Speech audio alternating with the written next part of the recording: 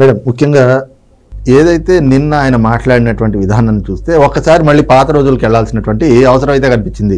2019కి వెళ్తే ఆ రోజున ఆయనకి బాహ్య ప్రపంచానికి తెలియడం అంటే ఆ రోజున వివేకానంద రెడ్డి పిఏ 6 సమయంలో వచ్చి ఆయన చూసిన తర్వాత బయటకు వచ్చాక అప్పుడు బాహ్య ప్రపంచానికి తెలిసింది. కానీ అజయ్ కల్లం రెడ్డి ఇచ్చినటువంటి వాంగ్మూలంతో జగన్మోహన్ రెడ్డి గారికి ఉదయం 4 గంటలకే తెలిసింది. మరి అది ఎలా తెలిసింది అన్నదే ఇప్పటికీ $1 మిలియన్ ప్రశ్న. అది పక్కన పెడితే అంత పొద్దున్నే తెలిసినప్పుడు ఆయనకు ఆ రోజుల్లో ప్రధాన ప్రతిపక్ష నేతగా ఉన్నాడు.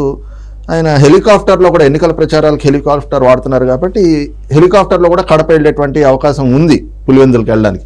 అవేమీ చేయకుండా తాపీగా 4 వీలర్లో బై రోడ్డే వెళ్ళాడు. అక్కడికి వెళ్ళిన ఆయన పోలీసుల విచారణ కూడా ఇంకా పూర్తి స్థాయిలో ప్రారంభం కాకముందే వివేకానంద రెడ్డిని ఎన్ని వేట్లు వేశారు, ఎన్ని పోట్లు పొడిచారు, ఏ విధంగా ఆయన అంటే ఆ హత్య చేసిన వాళ్ళు అది రక్తపు వామిటింగ్స్ జరిగినాయి, బ్లడ్ వామిటింగ్స్ జరిగినాయి అని నమ్మించేలాగా కమోడికి రక్తాన్ని పూశారు, ఏ విధంగా తీసుకొచ్చి పడుకోబెట్టారు, ఏ విధంగా కుట్లేశారు, ఇదంతా ఒక పిక్చర్ కళ్ళకి కట్టినట్టుగా చెప్పారు. నరికింది గొడ్డలతో అని కూడా చెప్పాడు. అది కూడా చెప్పారు. ఇంత చెప్పిన ఆయన ఇదంతా చెప్పడానికి ఇదంతా ఎందుకు చెప్తానంటే ఇంత పిక్చర్ ఆయన క్రియేట్ చేయడానికి ఏ పేపరు ఏ స్క్రిప్టు చదవలేదు. ఆయన మొత్తం ప్రిపేర్డ్గా చెప్పాడు. అలాంటి జగన్మోహన్ రెడ్డి 5 ఏళ్ల తర్వాత నిన్న ఈ అంశాన్ని ప్రస్తావిస్తూ ఆ సిద్ధం సభలో చిన్నాన్నను చంపింది పైకెళ్ళిన చిన్నాన్నకి తెలుసు, పైనున్న దేవుడికి తెలుసు, జిల్లా వాసులకు తెలుసు. ఈ 3 సెంటెన్సులు కూడా స్క్రిప్ట్ పేపర్ చూసి చదవాల్సిన పరిస్థితి వచ్చింది. అంటే ఎలా అర్థం చేసుకోవాలి ఈ అంశాన్ని? అంటే ఇప్పుడు మేమంతా సిద్ధం అని ఆయన ప్రజల ముందుకు వచ్చారండి. అప్పుడు 5 ఏళ్ల క్రితం ఆయన ఒక్క ఛాన్స్ అని వచ్చాడు అప్పుడు. సో అప్పుడు అధికార పక్షం మీద ఆయన నెపం నెట్టడానికి ఆయన కరెక్ట్గా ఒక డిటెక్టివ్ తరహాలో అంటే ఎలా జరిగింది ఆయనే చెప్పుకొచ్చాడు. ఒక డిటెక్టివ్ చెప్తాడు చూడండి మనకి ఒక హత్య ఎలా జరిగింది అనేది, ఆ విధానంలో ఆయన చెప్పుకుంటూ వచ్చాడు. మీకు గుర్తుంటే జయలలిత పడిపోయినప్పుడు కూడా ఇలాగే శశికళ వాళ్ళు చాలా డిలే చేశారు. శశికళ పక్కనేనండి హాస్పిటల్, తీసుకెళ్ళలేదు, అంతా అయ్యాక తీసుకెళ్లారు. మళ్ళా దీన్ని మనం లక్ష్మీపార్వతికి కూడా ఆపాదించుకోవచ్చు. ఆయన తెల్లారకట్ట ఎప్పుడో పోతే ఇప్పుడు చనిపోయిన మనిషికి బట్టలు పట్టు వస్త్రాలేసి ఇవంతా అంటే చూసారా పోలికలు చెప్తున్నా అంతవరకు ఆ విధంగా చేశారు ఇక్కడ. అంటే అప్పుడు నెగ్గాలి కాబట్టి ఆయనకి అదొక అస్త్రంగా దొరికింది ఆ రోజు. వివేకానంద రెడ్డి హత్య ఎవరు చేయించారు అనేది ఆయనకి తెలుసు, ఈ రోజు కాదు ఆ రోజే ఆయనకు తెలుసు. ఎవరు చేశారు, ఎందుకు చేశారు, ఎలా చేశారు ఆయన చెప్పి ఇందాక సత్యమూర్తి గారు చెప్పినట్టు గొడ్డల వేటుతోటి అని ఆయనే చెప్పుకొచ్చాడు. అన్ని అంటే వాళ్ళు ప్రీ ప్లాన్డ్ గా చేశారు కాబట్టి ఆయనకు మొత్తం పక్కా ప్లాన్ తెలుసు కాబట్టి మన ముందు స్క్రిప్ట్ ని యథాతథంగా పెట్టగలిగాడు ఆయన రోజు. ఇప్పుడు ఏమైంది ఈ 5 ఏళ్లలో ఇప్పుడు ఈ కేసెస్లో ఒక్క అడుగు కూడా ముందుకు పడలా. ఒక్క అడుగు కూడా ఇందాక సత్యమూర్తి గారు చెప్పినట్టు ఎప్పుడు సిబిఐ విచారణకు వస్తుంది అని తెలవగానే పోలీసుల చేత ముందు అడ్డంకులు వేయించాడు ఆయన. ఎక్కడికక్కడ ప్రతి అడుగు ముందుకు సాగకుండా నడిపించాడు ఆయన. నడిపించి ఈవెన్ సొంత చెల్లెళ్ళని చూడకుండా షర్మిల గారిని ఏ రకంగా ఇబ్బంది పెట్టారో మనకు తెలుసు, సునీత గారిని ఏ రకంగా ఇబ్బంది పెట్టారో మనకు తెలుసు. సో ఇవన్నీ తెలిసి నిన్న ఇందాక ఆయన చెప్పింది 2 పాయింట్స్ ఎగ్జాక్ట్గా కరెక్ట్ అండి. అవి ఆయన ఏమి చెప్పక్కర్లా.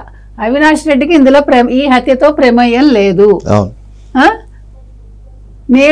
నాకు మా భార్య భారతి గారికి ఇందులో ఎటువంటి ప్రమేయం లేదు, మాకు అసలు ఫోన్ కాల్ రాలేదు. ఈ 2 చెప్పేసి దేవుడికి తెలవటం ఏంటండి, దేవుడికి తెలిసే ఉంటుంది. చచ్చిపోయిన వాళ్ళు వచ్చి మనకు చెప్తారా ఏం జరిగిందో? చెప్తే గొడవే ఉంది, కేసు ఎప్పుడో మనకి అయిపోయి ఉండేది. ఇంత రాలేదు కాబట్టి ఆయన ధైర్యంగా చెప్పగలిగాడు.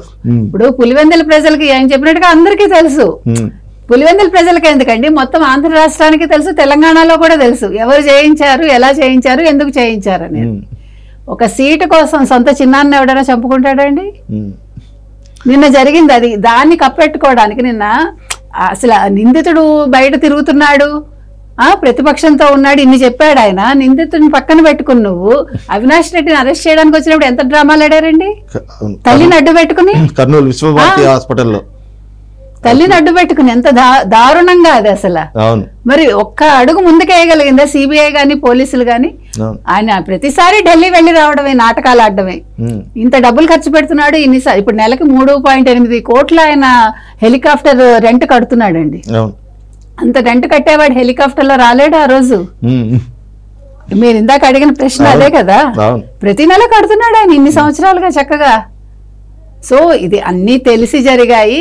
ఇప్పుడు మళ్ళా ప్రజలు వెరివాళ్ళు అనుకుంటున్నాడు ఆయన, అనుకుని ఈ ప్రస్తావన తీసుకొచ్చాడు. తెలివైన వాడైతే నేను అసలు ఈ ప్రస్తావన తేకూడదు ఆయన, అవునా కదా? వాస్తవం అది. అంటే ఏమో ఆయన ఆలోచన ఎలా చేస్తాడు, ఏంటి ఆయన ఆలోచనలు అనేటువంటిది ఎవరికి తెలియదు. కానీ మీరు అన్నట్లుగా అదొక పక్కన డ్యామేజ్ చేస్తుంది. ఆ డ్యామేజ్ని కవరప్ చేసుకోవాలి అంటే ఆయన ఇంకేమైనా ప్రస్తావనలు చేస్తుంటే ఒక రకంగా ఉండేది. కానీ ఆ జిల్లాకి వెళ్ళి ఆయనే అక్కడ ఆ మాటలు మాట్లాడడం మీరు అన్నట్లుగా అది మరింత డ్యామేజ్ చేసేదిగానే కనిపిస్తూ ఉంది.